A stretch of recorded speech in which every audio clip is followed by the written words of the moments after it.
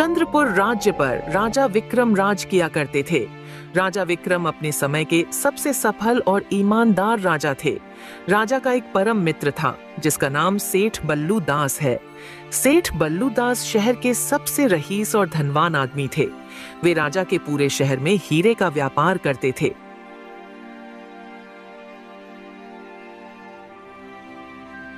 भाई बल्लू दास, सुना है कि आजकल तुम अपने संपत्ति का विस्तार दूसरे शहरों में भी करने लगे हो। हाँ भाई, यह सब तो उस ब्रह्मचारी साधु की कृपा है। सच कहा तुमने मित्र। हमने भी आज तक जितने भी सफलता पाई है वह सब उस ब्रह्मचारी साधु के मदद से ही संभव हो पाई है।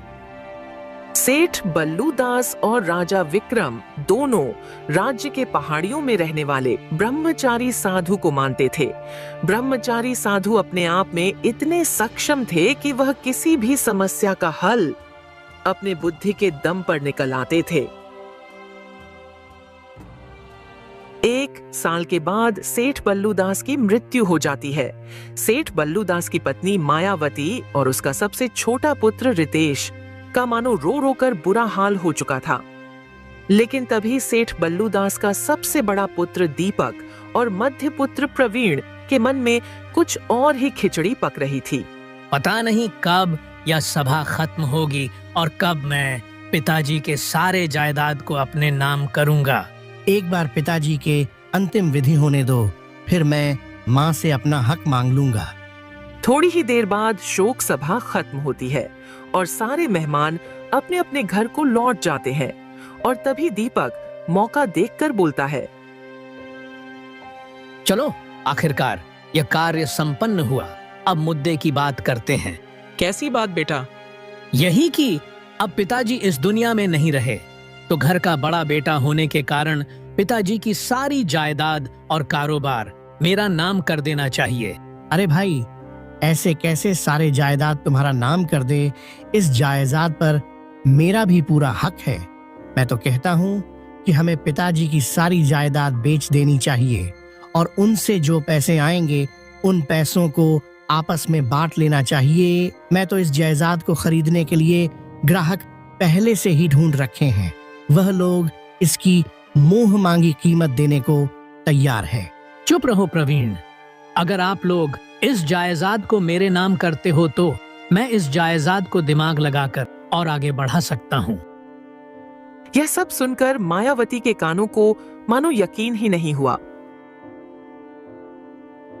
हे भगवान, यह कैसे बेटे मिले हैं मुझे?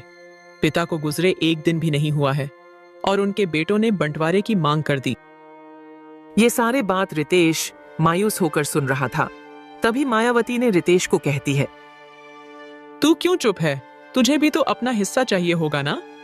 नहीं माँ, मैं तो चाहता हूँ कि पिताजी का सानो शौकत ऐसा ही बरकरार रहे और हम सब सारे भाई सुख शांति से एक साथ रहे। वह सब मैं नहीं जानता हूँ। मैं बड़ा हूँ, इसलिए इस जायदाद पर मेरा पूरा अधिकार है। हद में रहो भैया, मेरा भी हिस्सा दे दो, वरना तुम क्या कर लोगे मेरा? दीपक और प्रवीण दोनों जायदाद के बंटवारे को लेकर आपस में झगड़ने लगते हैं। तभी उसकी माँ कहती है, ठीक है बेटा, बंटवारा होकर रहेगा। सिर्फ इस जायदाद का ही नहीं बल्कि तुम्हारा माँ का भी। और यह फैसला कल राजा के दरबार में होगा। नहीं माँ, यह हमारा घर का मामला है और हम घर में ही सुलझाएंगे, राजा के पास नहीं जाएंगे। बंटवारा होगा तो सिर्फ राजा के दरबार में ही होगा। यह मेरा अंतिम फैसला है। फिर अगले ही दिन सेठ बल्लू दास का पूरा परिवार राजा के दरबार में पहुंच जाता है और मायावती ने अपने आप पर बीती हुई सारी घटना को राजा को सुनाया, जिससे राजा के हृदय को भी बहुत दुख हुआ। महाराज, आप ही बताइए कि मैं अब क्या करूं? यह तो बहुत ही शर्म की बात है कि मेरे परम मित्र के बेटे अपने पिता के गुजरने के बाद दूसरे ही दिन बंटवारा चाहते हैं।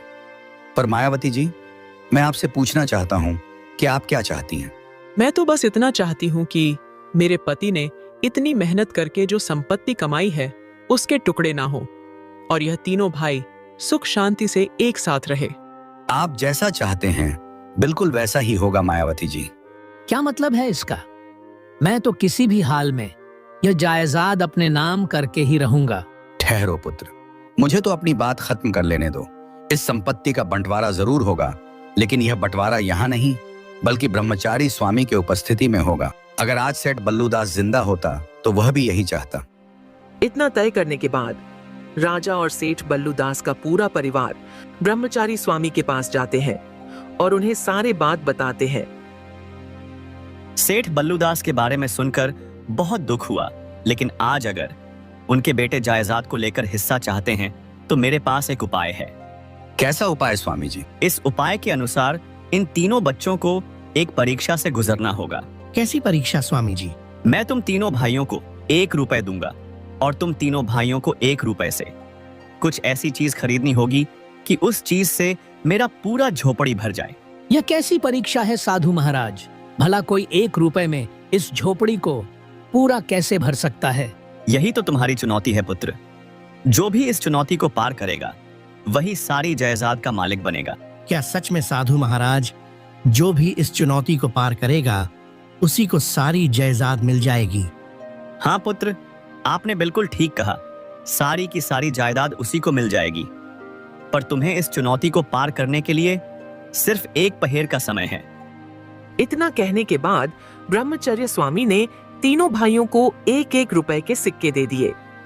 दीपक और प्रवीण सिक्का लेकर सीधे बाजार की ओर निकल पड़ते हैं, पर रितेश वहीं पर मायूस होकर खड़ा रहता है। क्या हुआ पुत्र, तुम्हें जायदाद नहीं चाहिए क्या? जायदाद से ज्यादा मुझे अपना परिवार प्रिय है स्वामी जी। मैं चाहता हूँ कि हमारा परिवार का बंटवारा ना हो और हम एक साथ रहें। वाह पुत्र, तुम्हारे विचार तो बहुत ही नेक और उच्च है। अगर तुम चाहते हो कि तुम्हारा परिवार साथ रहे तो यह सिर्फ तुम्हारे हाथ में है। वह कैसे स्वामी जी? देखो पुत्र, अगर तुम यह चुनौती जीत जाते हो तो तुम इस जायदाद के मालिक बनोगे और मजबूरनवश तुम्हारे दोनों भाइयों को तुम्हारे साथ रहना होगा। इसलिए तुम जल्दी जाओ, अब तुम्हारे पास समय बहुत कम है। यह सुनकर रितेश बाजार की ओर निकल पड़ता है। स्वामी जी, आप कैसे परीक्षा दे दिए हैं? अगर दीपक और प्रवीण में से कोई भी जीत जाता है तो वह लोग यह सारी जायदाद बेच खाएंगे। तुम चिंता मत करो बेटी, जिनके विचार सकारात्मक होंगे केवल वही इस परीक्षा में सफल हो सकते हैं।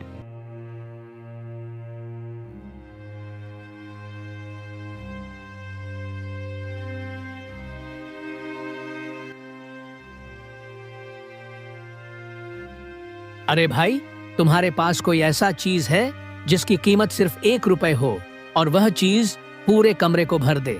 अरे बेवकूफ, तू पागल तो नहीं है ना? 1 रुपए में ऐसी चीज कैसे मिल सकती है जो पूरे कमरे को भर दे? पागल कहीं का। दुकानदार, मुझसे तमीज से बात करो। तुम जानते नहीं हो कि मैं कौन हूँ? बाजार में सिर्फ 1 रुपए लेकर घूमते हो और फिर भी कहते हो कि तमीज से बात करो। और फिर बड़ा भाई थोड़ी देर सोचता है और एक किसान के पास जाता है और 1 रुपए में उस किसान से ढेर सारा घास खरीद लेता है। पता नहीं साधु महाराज ने कौन सी चुनौती दी है। यहाँ लोगों का 1 रुपए में पेट तक नहीं भरता है, वही इस साधु ने ऐसी चीज मंगवाया है जिससे इसकी पूरी झोपड़ी भर जाए। खैर चलो, जायदाद पाने के लिए इतना तो करना ही पड़ेगा। इतना कहने के बाद प्रवीण ने अपने लिए वह चीज ढूंढने लगता है और फिर दूसरे ही तरफ रितेश सोचने लगता है कि आखिर यह कौन सी चीज है जो पूरे कमरे को भर दे। तभी रितेश को अपने पिता के कहीं बात याद आती है।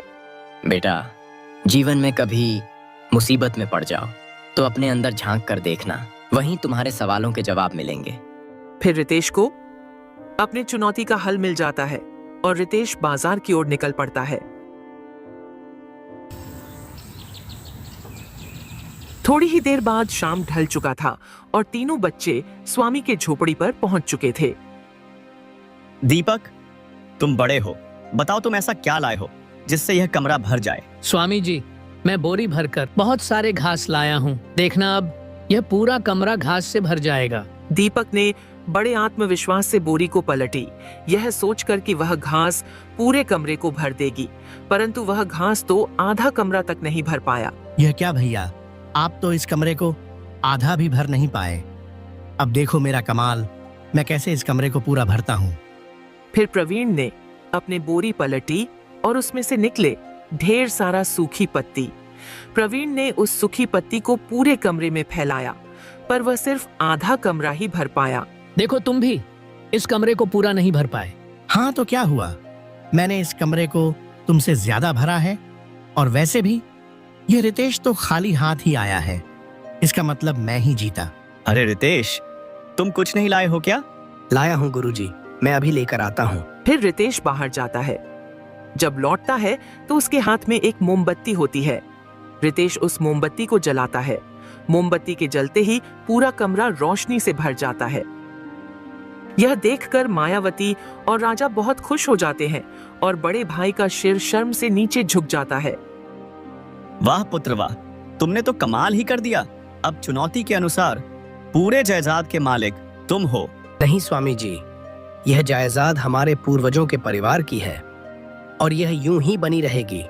सच्ची विरासत या धन दौलत नहीं है, बल्कि परिवार का सुख शांति ही सच्ची विरासत है। यह सुनकर दोनों बड़े भाइयों को अपनी गलती का एहसास होता है और उन्होंने अपने माँ से माफी मांगी और इसी तरह साथ रहने का वादा किया।